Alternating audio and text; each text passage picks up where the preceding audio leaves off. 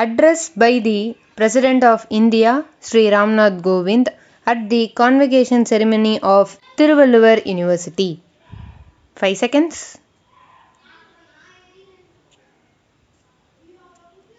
Comments. Ladies and gentlemen, the National Education Policy 2020 is a well-planned and decisive step in that direction. It has a holistic vision of transforming the way children and youth will be educated to make learning a part of personal development while also serving the needs of society. To this end, it brings together the best of our ancient heritage and the best of the modern learning. It gives emphasis on moral education and awareness of Indian culture.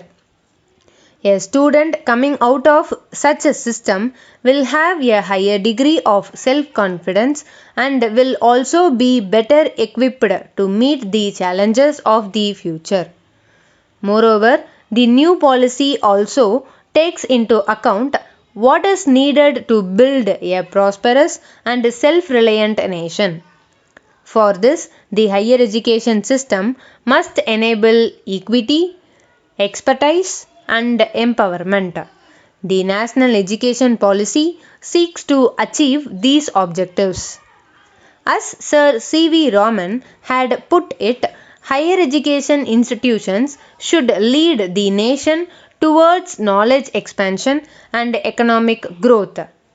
That precisely is the thrust of the new policy. Dear students, it is a proud moment in your life today. You are receiving your hard-earned degrees.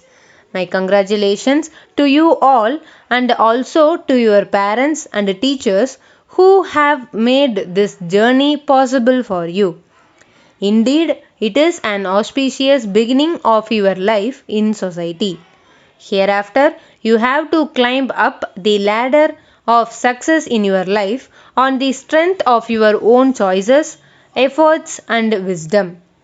Your education will open up plenty of opportunities for you. Many of you will pursue higher studies. Learning is, of course, a lifelong process. The more we learn, the more we realize the extent of our ignorance.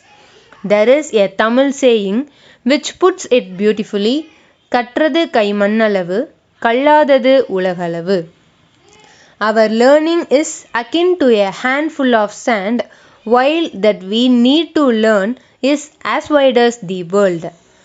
Also, please remember that educational qualifications alone will not make you a good son or daughter or a good neighbor. Your good deeds will fetch you a good name in the society. You should keep in mind an important difference. What we learn from books is learning, while what we learn from life is wisdom. Your choices in the career ahead should be guided by your skills and aptitude. I will also urge you to keep our motherland in mind.